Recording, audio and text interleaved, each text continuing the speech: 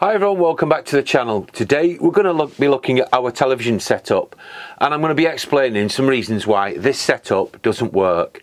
But first of all, let's show you the setup in a bit more detail. So this is our current setup. We have a domestic television which you can buy from most leading electrical stores, and we have a Bose dock here which we use with Bluetooth for our music, because we have a Sony Walkman and we use that for our music. Below that is a DVD player. Now all these require power, which is what we have over this side, and I think you'll agree it's a mess and it's a lot of effort. We also, should we wish to watch the TV and be powering it from the actual Bose dock, we then have a 3.5mm cable which we have to plug in and out as and when we use it, which is a faff. Plus, it's like being back at home. We have 3 remote controls, which is ridiculous. Now, the second reason why this setup doesn't work for us, and it's quite simple, it's this TV. It doesn't work. It's packed up. It's going to unfortunately end up at the recycling centre, but luckily our recycling centre send them to a company who strip them down and reuse and repurpose the component parts, which I think is a good idea. So it got us thinking, does an actual TV that's designed for a caravan perform and last longer than one of these? And I think the answer may be yes, because that's how they design them. But that aside, what another issue we have with this setup as well is weight and also space. Now, to carry this TV around, we have a large padded bag. I'll show it you here now. Now, that takes up a lot of real estate in our car when we're towing the caravan, and it's quite heavy along with the Bose dock. In fact, I actually weighed them, and what I found was quite surprising. So I'll just put my glasses on now and I'll read you what I weighed. So this TV and the Blu-ray / DVD player down here, combined in its bag, weighed 12.9 kilos. Now I use one of them suitcase digital ones, you know, that you can put through the straps and hold up. So it came in at 12.9 in total. The TV was 9.1 and the Bose dock was 3.8 kilos, which is some weight. So I thought to myself, well, there must be an alternative solution.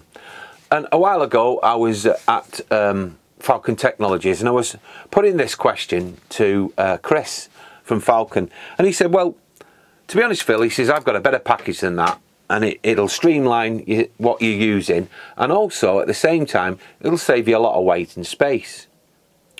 So he sent me the Falcon Technologies SF 27-inch TV and the soundbar. And he said, take them away, have a look at them, see what you think. Does it work for you, and could it work for anybody else? And if it does, report back. So I said, fine, I think I'll do that. So the items were sent to me and they arrived a few days ago, and I've had a close look at them. So what I'm going to do is I'm going to show you what Chris sent from Falcon, and I'll explain a few bits and bats about it, and then we're going to jump to Holland because we're taking it away with us, and I'll show you the setup, how it works in comparison as an alternative to this mess. So let's take a look at what Chris sent. So this is what Chris sent from Falcon Technologies. It is the 27-inch LED camping TV, and it's the SF model. This has a 12 volt power or a 230 volt power. Below it is the Falcon Bluetooth soundbar. Now I have reviewed this in the past, so I'm going to leave a link to it at the top of your screen now. So let's get the camping TV out of its box and see what features it has. So out of the box, we're going to have a look at the accessories first that came with the TV. At the bottom we have the base plate and stand. Next to that we have the instruction manual. Above to the right we have 2 remote controls and the fixing screws for the base plate. 2 sets of batteries, We have two sets of RCA leads. These are for video and audio, should you wish to add additional products to your TV. We have the 12 volt mains adapter, and then above that we have the 230 volt adapter, and next to it there is a Euro plug because the 3-pin can be switched out for Euro should you wish to use it. So here's the TV itself. What I'll do now is I'll turn it over and I'll show you all the inputs and outputs that it has. So starting from the bottom of the TV, we'll work our way around. Firstly, we have the power input, whether it be 12 volt or 230 volt. We have the video RCA cable out, and we have the left and right audio out. Now this socket here is HDMI 1, and next to it we have HDMI 2. I'll come back to HDMI 1 in a moment. Then we have the VAG input, should you wish to fit this as a PC monitor. Next to that we have the antenna in, should you wish to use a satellite receiver. And the standard television aerial input. Now on the right hand side of the actual TV we have the coaxial output. We have a 3.5mm headphone output socket, and below there we have the two mini jack ports which are 3.5, and they're for your AV cables. This slot above is for a CI or PC audio card. Then we have the two USBs. Now again, one USB is being taken up at this moment in time, and I'll explain why now. So if you're wondering what this piece is here, this is a Amazon Fire Stick, and it's being linked up to HDMI 1 and being powered via the television from USB port 1. Now I'll explain that a bit more later.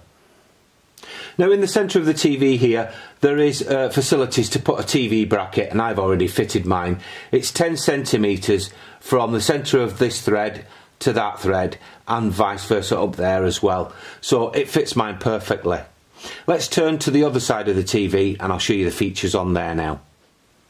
So on this side of the TV we have some controls. So if your batteries run out in your remote control and you can't get to a shop, then fear not. You have the power button, you have the up and down volume, you have up and down channels, menu and input, so you can control the TV more or less without the remote control if the batteries go. Just up here on this top section here, this is the DVD player, and it's slot fed from this side here.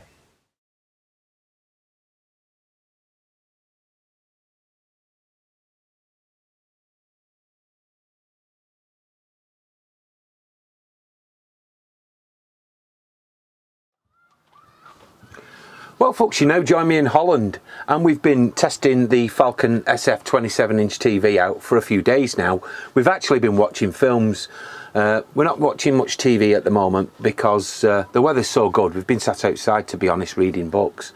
But at night, when it starts to cool down, it's nice to come in, sit down with a glass of wine sometimes, or a G&T, and watch a film before we go to bed. So that's what we've been doing. Now, the one thing that Juliet has commented on, and I've explained to her, is she likes the fact that no matter where I set this up, she can see the screen fully from where she sits over there, and that's down to the 170 degree viewing angle, and that really helps. Also the picture in terms of colours etc is really bright and vivid, and the blacks are black.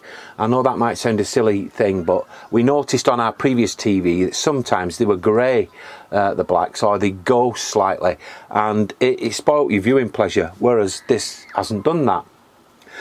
Now also, when we brought this over to Holland, we had it in the bag that Falcon provided as an optional extra.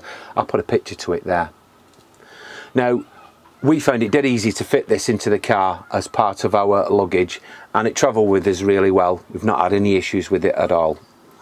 Now, what I'm going to do now is show you the fact that now we've gone from 3 devices down to 2, but yet we're only powering it from one main socket. So let me explain that to you now. Okay, so to power this, it's very simple. All we use is one main socket to power the TV. Now I've got it plugged into this little socket system here because I'm currently using my extension cable for the 12 volt, which this power brick here does get in the way, and we're using that 12 volt for our Falcon router, so we've got Wi-Fi while we're away. Now moving along to the side here, we've got the sound bar, and as you can see we've got that powered by one USB lead, which is very simple really, because you plug it into the sound bar, into the TV, and it powers it perfectly. Now, as well as being a Bluetooth speaker for the sound for the TV, you can also use this in many formats really. You can use it for MP3 playing music from a micro SD card, or like us, we've got a Sony Walkman MP3 player and we just Bluetooth it through it. So this has eliminated the Bose dock for us, so we've now gone down from 3 devices to 2, which makes it a lot more simple and streamlined. Now moving over here, we have the remotes, and we've already eliminated one, which is obviously the Bose dock, but we can eliminate a further one, and that will be the Amazon Fire Stick remotes, because as this is set up in what I would call the ARC HDMI cable, it means that the remote control for the TV will control Amazon for you. So therefore you go from 2, as we said, and now we've got 1, which saves a lot of space, time and effort, and you just streamlined it even further. Well folks, that's the Falcon SF 27-inch TV and soundbar. I will leave a separate link in the description below for the soundbar because I have previously reviewed it. Now I was hoping to show you some footage of what the screen looks like when using the DVD player or the TV. However, we would come across issues with copyright strikes from YouTube, so unfortunately I can't demonstrate those. Or same with sound. It wouldn't really do it justice, but this little soundbar does pump out quite a decent volume and a good quality, enough to satisfy you when watching a film within the lounge area of your caravan. If you would like to know any more about this, what I'm going to do is I'm going to leave a link in the description below to Falcon's website. But also, if you go into the show in October at the NEC, you can check Falcon out in person. I'll leave a description of which stand they're going to be on at the show for October. And you can bob along and you can see Chris and his team, and they'll be happily demonstrate either the soundbar or the actual TV and other products such as the Wi-Fi router that we've checked out on the channel previously, and also the digital camera. So if you want to know any more and you go into the NEC, go and see Chris and his team and say hello. Well, thank you very much for watching. I'd like to thank Chris at Falcon for supplying these products for us to demonstrate for you, and we will be testing them throughout the rest of the year and we'll let you know how we get on. But in the meantime, bye for now.